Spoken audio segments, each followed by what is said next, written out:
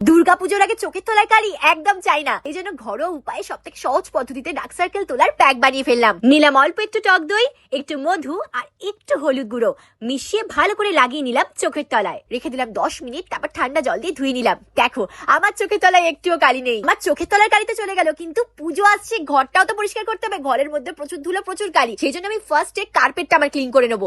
এর জন্য আমি ইউজ করবো Agaro elite upright wet and dry carpet cleaner. এটা দিয়ে ডিপ ক্লিন করতে পারবে carpet with wet and dry vacuum and air ড্রাইও করতে পারবে। এটাতে দেখো 2.6 litre water tank capacity and 1.3 litre dirt collection tank রয়েছে।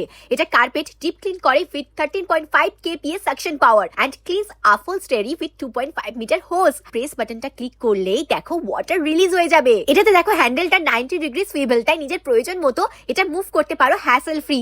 দেখো কত সুন্দর ক্লিন হয়ে গেল, আমাকে বেশি কিছু করতেই হলো না।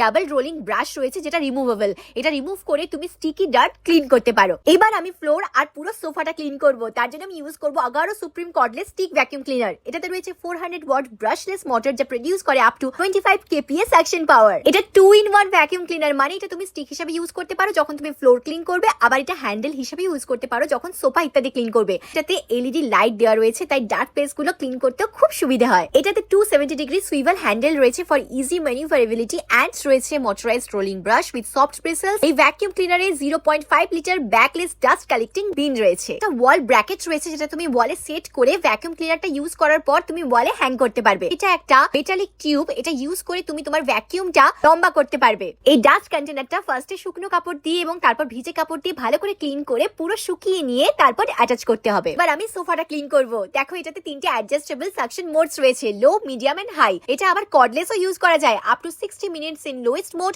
Up to 20 minutes in medium mode, up to 8 minutes in highest mode.